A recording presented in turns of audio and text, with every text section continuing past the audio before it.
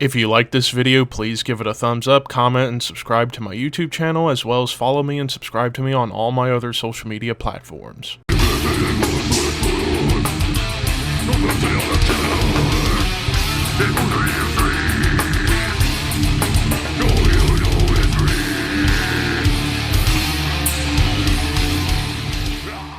What's up, Thrashers, and welcome back once again to the Thrash Maniac 99 YouTube channel, and I am back with another album review for you guys, and today I'm talking about the 15th studio album from one of the legends of the new wave of British heavy metal scene, and that is, of course, Raven with All Hell's Breaking Loose.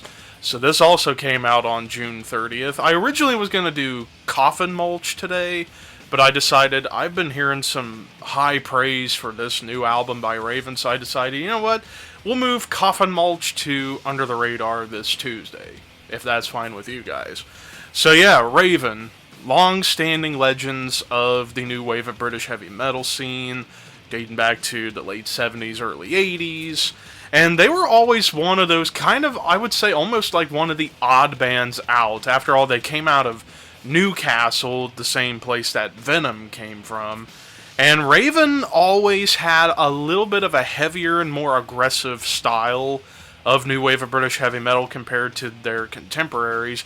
In fact, they were seen as a pioneer of speed metal, kind of up there with Venom and Motorhead and Riot and a bunch of other bands that were playing faster heavy metal music. So I'll be honest, I've not kept up with really anything about Raven for a long time. Like, I know of their early works, like Rock Until You Drop, All For One, Wiped Out, those kind of albums. So going into this, I didn't have my expectations really set super high. I was just thinking, oh, this might be cool, we'll see how it goes. And boy, this was beyond cool. This was fucking fun. Like, holy shit, like, pretty much, like, every single song just has awesome riffs that just harken back to the early 80s new wave of British heavy metal sound, and also the early influences of speed metal and thrash metal. There's even some, like, thrashy moments that kind of show up on this album. But, of course, the Gallagher brothers, John and Mark, who I can't believe they've been in the band since the beginning and have not once broken apart from each other, which, that's impressive considering next year, 50 years since the band first formed. And of course, drummer who was on their previous album, Mike Heller, who's mostly known for being the recent drummer of Fear Factory and also the drummer of brutal tech death band from New York, Malignancy. So Mike Heller comes in, well, he's been in the band for a little while, but this is my first experience listening to Mike do drums for a Raven album. And wow, does he put on a fuck of a performance. Like, he fits this band's style to a T. Granted, there are some moments where you get a little bit of his personalized flair that comes in. Like, let's see, a couple tracks like Turn of the Screw and Desperate Measures. Those two songs in particular, blast beats. Who would have thought you would ever hear blast beats in a classic heavy metal song? I was not expecting it, but Mike does it, and it actually fits. It doesn't feel like it's off or it doesn't feel odd. It actually fits with the riffs that are going on in the background of the drums. And even in Desperate Measures, the way it starts off with the blast beat and the riff made me think of Voivod. Like, it had a little bit of like a bizarre twang to it, which was really cool. But yeah, you kick it off with Medieval. Already you're into like speed metal fury with the riffs and the D-beat stomps. Catchy chorus. Like, there's catchy choruses pretty much on almost every single song on this album. Like, I could just describe every other track as having catchy choruses, awesome riffs, killer drums, great bass work too. Like, I will say, probably the big thing that makes this album stand out for me, the production. I couldn't figure out who it was that did the production on this album, though I wouldn't be shocked if it was someone like an Andy Sneap who did the production.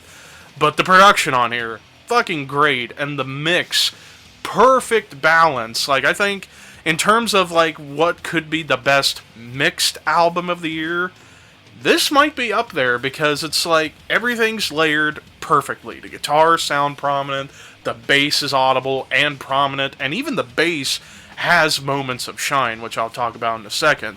The drums don't overpower everything, and the vocals. I gotta say, John's vocals, you know, the man is in his mid-50s, or not 50s, what am I talking about, mid-60s. Mid-60s, and he still sounds similar to how he did way back in the 80s. Like, his voice has aged very well, or honestly, it hasn't aged at all. It sounds almost exactly the same as some of those early 80s material. But yeah, John's vocals great, and even some cool falsetto vocals kind of come in here and there, like in Medieval, for example. I was not expecting to hear those falsettos come in just out of nowhere. But then you get like songs where they kind of sound like they were paying homage to their contemporaries out of the British scene, like Judas Priest, Motorhead, Iron Maiden, and Diamond Head. Like Surf to Tsunami and also Edge of a Nightmare. I got a lot of nods to Judas Priest on those two tracks. Turn of the Screw, not only with the blast beats, but you get like this really cool, almost like jam session vibe in the middle, and even a bass solo. Like this track, as well as I would say The Far Side, those two songs is really where you get to hear like real shining moments with the bass. Whether here on Turn of the Screw it was a bass solo, and then The Far Side, it's a bass melody that kind of carries and builds the song up nicely. The title track definitely has some of those more Motorhead and Diamond Head vibes, but you do get this like cool calm section while the bass takes hold of the musical narrative. The Far Side, going back to that track, there's even riffs on there that have some Iron Maiden flair, but also some Megadeth vibes. Like, it does get a little bit thrashy towards the end. Desperate Measures, I go back to that track, there's some chugging riffs on there with cool progressions that made me think, am I listening to Testament now? Because it has more of that thrash energy. Victory's Call, you get more soaring riffs, kind of like a big Diamond Head epic or an Iron Maiden song. Edge of a Nightmare, like the main riff made me immediately think of the band Blitzkrieg. And, of course, Judas Priest. Invasion, which was the longest track of the album at just a hair under 5 minutes, this one had more melodic riffing, and it was more of a straight-up rocker, and it was catchy. And then ending with, Go for the Gold! More speed metal fun and thrashy moments that pop up here and there. The music video to it I watched, it was entertaining as hell. So yeah, I would say top to bottom, the best way to describe this album is taking the time machine, going back to the early 80s, and kind of bringing in some of the modern metal influence, like in terms of production, as well as doing a little bit more thrashy stuff and a little bit of blast beats.